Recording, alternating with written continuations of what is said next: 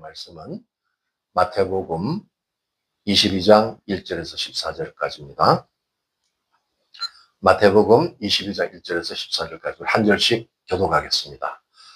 예수께서 다시 비유로 대답하여 이르시되 천국은 마치 자기 아들을 위하여 혼인잔치를 베푼 어떤 인구가 같으니 그 종들을 보내어 그 청한 사람들을 혼인잔치에 오라 하였더니 오기를 싫어하거늘 다시 다른 종들을 보내며 이르되 청한 사람들에게 이르기를 내가 오찬을 준비하되 나의 소와 살찐 짐승을 잡고 모든 것을 갖추었으니 혼인잔치에 오소서 하라 하였더니 그들이 돌아보지도 않고 한 사람은 자기 밭으로 한 사람은 자기 사업하러 가고 그 남은 자는 종들을 잡아 모욕하고 죽이니 임금이 노하여 군대를 보내어 그 살인한 자를 진멸하고 그 동네를 불사르고 이에 종들에게 이르되 혼인잔치는 준비되었으며 청한 사람들은 합당하지 아니하니 내 거리 길에 가서 사람을 만나는 대로 혼인잔치에 청하여 오라 한대 종들이 길에 나가 악한 자나 선한 자나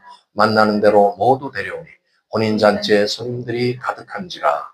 임금이 손님들을 보러 들어올세 거기서 예복을 입지 않은 한 사람을 보고 이르되 친구여 어찌하여 예복을 입지 않고 여기 들어왔느냐 하니 그가 아무 말도 못하거늘 임금이 사람들에게 말하되 그 손발을 묶어 바깥 어두운 데 내던지라 거기서 슬피 울며 이를 갈게 되리라 하니라. 청함을 받은 자는 많되 택감을 입은 자는 적으니라. 아멘.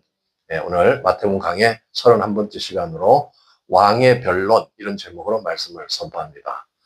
이 마태복음 21장서부터 우리 마지막까지는 예수님의 마지막 한 주간 굉장히 많은 내용이 담겨 있지만 그 시간적으로는 한 주간 일어났던 사건을 말씀하고 있습니다. 지금 우리가 이 사순절 기간을 보내고 있는데 월요일 날 예수님께서 승리의 예루살렘 입성을 하시고 오늘 주로 다루어지는 그 내용은 바로 화요일 날 있는 내용입니다. 그 다음 날 이 권위의 논쟁 또 이제 종말에 대한 그런 강론 그런 것이 계속해서 이어지게 됩니다. 그렇게 해서 이제 앞으로 고난의 이제 행진을 하게 되는데 6월절 날 이제 겟세마네 기도를 다 마치시고 체포되셔서 이 금요일 날 이 십자가에 못 박히시고 토요일 날 이제 무덤에 계시고 주일 아침에 바로 이 초실절이죠. 그때 부활하는 이런 이제 마지막 주간이 우리 마태복음 뒤쪽에 지금 남아 있습니다. 그래서 오늘 이 논쟁에 대한 이 변론에 대한 것은 너무나 속이 후련한 우리 예수님이 얼마나 위대한 지도자시고 얼마나 지혜가 넘치신 분인지를 오늘 이런 본문을 통해서 배우게 됩니다. 오늘 이 세상에는 이론도 많고 교만한 자들이 많지만 예수님 앞에 가면은 아주 이제 길을 펼 수 없는 그 강력한 지혜의 본체십니다. 오늘 그런 것이 본문에 나와 있는데 먼저 이 혼인잔치 비유를 통해서 중요한 몇 가지 결론을 말씀하고 있습니다. 이 혼인잔치에 모든 것을 베푸시는 분은 하나님 자신이죠. 하나님이 모든 걸 다 준비하고 계세요. 그리고 이제 나를 신부 삼아 주시려고 합니다. 저와 여러분을 혼인잔치의 바로 주인공으로 신부로 삼아 주시려는 계획을 갖고 계시죠. 그리고 이제 우리와 함께 영원히 함께 계시고 함께 살아주실 예수님을 보내주신다는 겁니다. 바로 지금 이 말씀을 듣고 있는 그 당대에 메시아이신 예수님이 와서 그 놀라운 말씀을 그 복음을 전하고 계시고 저와 여러분은 이미 오신 예수님을 이제 만나서 그 혼인잔치에 들어갈 준비를 하고 있는 겁니다. 자, 뒤에 한번 넘겨보시면 결국 이 일로 인해서 그 메시아가 와서 그 혼인잔치에 초대를 했지만 유대인들은 그 종교성이 뛰어나고 오랜 유대교 전통을 가지고 있는 그런 바리새파, 사두개파, 또 서기관 이런 당대 종교 지도자들은 메시아를 거부합니다. 그 거부로 인해서 온 그 결과, 그 심판은 바로 지금 여러분이 잘 아는 예루살렘이 멸망하는 그 심판이었죠. 예수님이 이미 예고한 대로 AD 70년에 예루살렘은 완전히 나라를 잃어버리고 이제 패망하게 되고 1900년 동안 떠돌이 신세가 되어서 그 고통을 당하다가 정말 극적으로 마지막 하나님의 경륜을 이루기 위해서 1948년도에 독립하고 지금 그 가나안을 지키고 가나안을 중심으로 이제 하나님의 온전하신 다시 오심을 준비하는 그런 기간에 이 중동 전쟁들이 일어나고 있습니다. 이란의 전쟁도 바로 그와 같은 그 큰 경륜 중에 하나죠. 반드시 이 전쟁에서 이스라엘이 승리하게 되고 또 그 주변에 또 많은 그런 나라들이 주님을 알게 되는 계기가 되는 것이죠. 결국 여기서 배울 수 있는 교훈은 하나님의 초청을 거부할 수 있습니다. 우리의 자유의지가 있죠. 저와 여러분도 하나님이 귀하게 준 그 자유의지가 있지만 그걸 거부하는 건 내가 할 수 있어요. 그러나 그 거부한 데에 대한 심판은 피할 수가 없다. 우리가 마음대로 살 수 있습니다. 또 주님을 만나서도 내 마음대로 살 수 있죠. 그러나 반드시 심판은 있습니다. 그 심판을 우리가 대비하는 것이에요. 그리고 이 혼인잔치 비유에 보면 예복 입지 않은 자가 나오죠. 굉장히 예의가 없는 사람입니다. 그래서 이것은 당대 그 풍습을 좀 이해를 해야 돼요. 그 당대에 유대 문화에서는 큰 잔치, 너무 좋은 잔치가 있을 때는 거기에 여러 신분들이 있을 때 그 신분에 또 이렇게 문제가 생겨서 사람들이 서로 또 비교하고 그럴 수가 있죠. 그래서 그런 신분을 차별 주지 않기 위해서 예복을 다 나눠주는 겁니다. 한 사람 한 사람 주인이 예복을 다 나눠주고 그 예복을 입고 들어가면 그 사람이 어떤 신분인지 서로 이제 비교할 필요가 없잖아요. 이런 의미에서 예복을 준비했는데 그 예복을 준비해 줬는데 그거를 입지 않고 자기 입고 싶은 그런 옷을 입고 들어온 이 사람에 대해서 천벌하는 얘기입니다. 이게 지금 뭘 가르치고 있는 내용이냐면 이건 어떤 상징적인 의미죠. 예복은 반드시 혼인잔치에 들어가기 위해서 입어야 될 그 복장입니다. 그 말은 우리가 주님의 나라로 들어가기 위해서 우리가 구원받기 위해서는 칭의의 옷이 필요하다는 거예요. 그 칭의의 옷은 예수 그리스도의 보혈로 그 보혈의 공로로 만들어진 옷이에요. 그러니까 칭의의 옷으로 준비해서 들어가야 될 이 혼인잔치에 그걸 거부한 자는 들어갈 수가 없다. 오늘 예복 입지 않은 자는 굉장히 심각한 처벌을 받습니다. 바깥에 쫓겨나서 묶여가지고 그 고통을 당하죠. 그것은 바로 지옥을 상징하는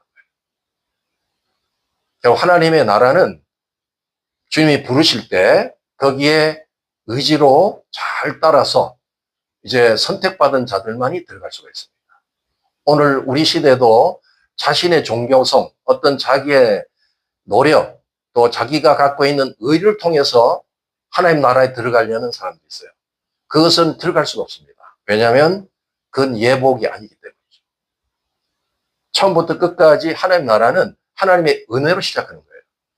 주님이 주신 그 은혜를 받아들이고 나의 것을 내려놓고 주님이 하라는 대로, 주님이 요구하는 대로 오늘 여기서 말하는 예복을 입고 거기에 만찬에 참여하는 그것을 주님이 기뻐하시는 것입니다.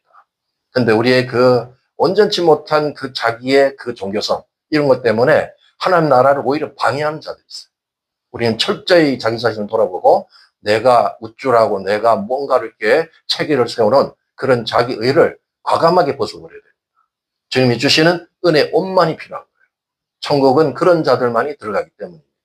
오늘 여기에 혼인잔치 비유는 그 많은 우리에게 주는 그 예화가 되지만 우리한테도 그런 하나님의 주시는 은혜, 하나님이 주시는 그 놀라운 칭의를 소리 여기지 말라. 그래서 우리에게 또 교훈하고 있습니다.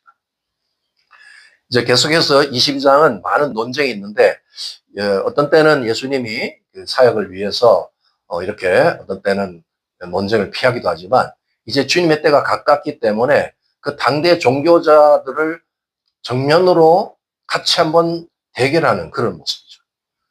진리를 통해서 그 거짓된 종교성을 드러내고 그거를 교훈시키는 내용이기 때문에 굉장히 자세하게 여러 가지를 다루고 있습니다.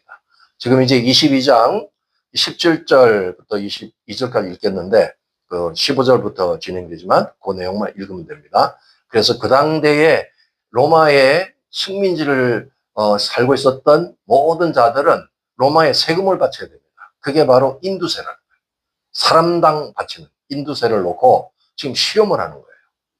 인두세에 대해서 이제 민족을 대신하는 그런 민족주의라면 이거의 문제를 어떤 때는 소홀히 할 수도 있겠는데 이런 거에 대해서 정확한 주님의 어떤 이제 그 가치, 어떻게 우리가 살아야 되는 것을 정확하게 여기서 말씀하고 있죠. 한번 제가 읽어드리겠습니다. 17절부터. 그러면 당신의 생각에는 어떠한지 우리에게 이르소서. 가이사에게 세금을 바치는 것이 옳으니까 옳지 아니하니까 하니 예수께서 그들의 악함을 아시고 이르시되 외식하는 자들아 어찌하여 나를 시험하느냐. 세금 낼 돈을 내게 보이라 하시니 데나리온 하나를 가져왔거늘 예수께서 말씀하시되 이 형상과 이 글이 누구의 것이냐.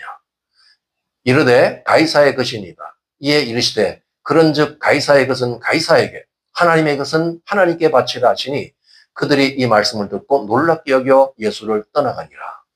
우리 예수님께서 이 땅에서 사역하실 때 성령의 기름 부음으로 사역하셨죠.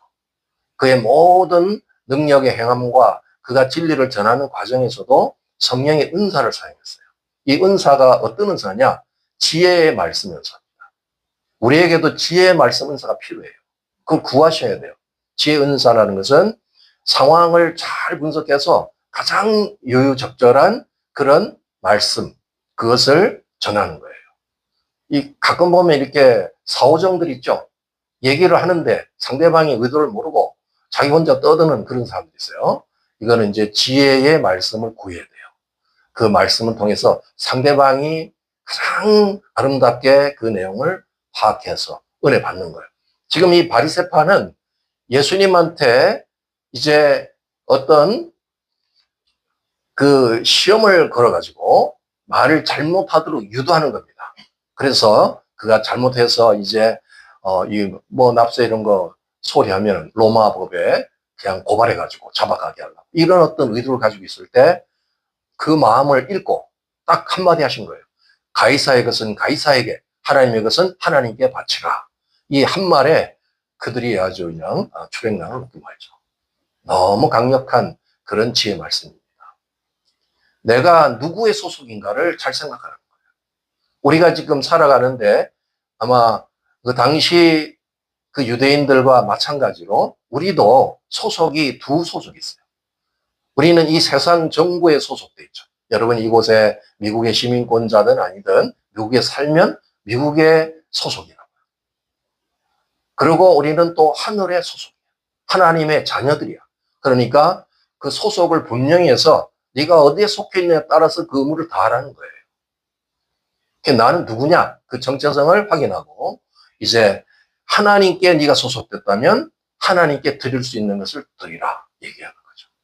네가 세상에 소속돼 있다면 세상 정부의 의무를 다해라. 우리도 마찬가지죠. 어떤 분들은 아주 지혜가 많아서 세금을 떼어먹고 그러는데 그거 그러면 안 되는 거예요. 우리가 이 세상에 살아가는 세상의 시민이기 때문에 그 의무도 다해야 돼. 그러면서 또 동시에 하늘의 또 시민으로서의 의무를 다해야 돼. 그 양쪽으로 우리가 하려니까 어떤 때는 조금 버거울 때가 있어요. 그렇지만 다 그것이 의미가 있는 거죠. 오늘 이 납세 문제에 대한 문제를 명확하게 주님은 답변을 하신 것입니다. 그 다음에 보면 이제 사두개파가 나타납니다. 사두개파는 오늘날 보면 이 세속주의 그리스도인이에요. 세상이 좋아요. 세상에서 부를 추구하고 세상의 매머니즘에 빠진 자들이 그 당시에 사두개파입니다. 그 대제사장들과 제사장 무리가 다 사두개파예요. 그러니까 돈만 밝히는 사람들이에요. 그래서 이들은 영적인 거를 안 좋아해요. 영적인 존재를 부인해요. 내세 다 부인합니다. 천국 그런 거 존중하지 않아요. 이 땅에 사는 게 중요한 거예요. 뭐 천사 그런 거 말도 안 되는 소리다. 그래서 이제 부활 그런 거 안 믿습니다. 이런 배경에서 딱 딴지를 거는 거죠. 예수님한테. 그래서 거기 앞에 이제 여러 자기들이 만든 그 함정이 있지만 이제 그 결론적으로 주님이 대답하는 거에서 우리 같이 한번 나누겠습니다. 29절부터 우리 한번 읽겠습니다. 시작. 예수께서 대답하여 이르시되 너희가 성경도 하나님의 능력도 알지 못하는 거로 오해하였도다. 부활 때에는 장가도 아니가고 시집도 아니가고 하늘에 있는 천사들과 같으니라. 죽은 자의 부활을 논할진대 하나님이 너에게 말씀하신 바 나는 아브라함의 하나님이요 이삭의 하나님이요 야곱의 하나님이로라 하신 것을 읽어보지 못하였느냐. 하나님은 죽은 자의 하나님이 아니요 살아있는 자의 하나님이시라 하시니. 넘겨보시면 사두개인들이 이 질문에 대한 대답을 듣고 또 역시 완전히 또 한 방 먹고 또 떠나가는 그런 장면이죠. 부활 때는 우리가 부활하는 그 형체는 이 지상의 육체가 아니라는 거예요. 부활의 형체는 영체다. 바로 천사들과 같은 영체로 살기 때문에 이 땅에서의 결혼 제도는 성립되지 않는다. 아마 어떤 분들은 너무 이렇게 부부 사이 금슬이 좋아가지고 그런 분이 많지는 않지만 간혹 보면 너무 금슬이 좋아.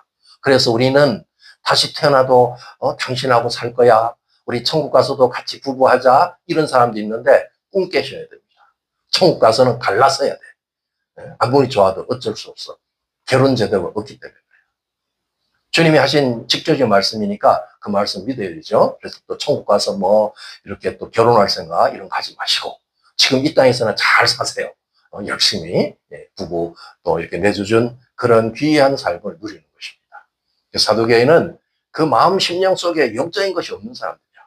그러니까 오늘 이 한 말씀에 그들의 이제 잘못된 사상을 또 이렇게 수정해 주시는 그런 내용이 담겨있죠. 또 아주 중요한 주제고 또 여기 이제 율법사가 등장합니다. 율법사는 율법을 연구하는 사람이에요.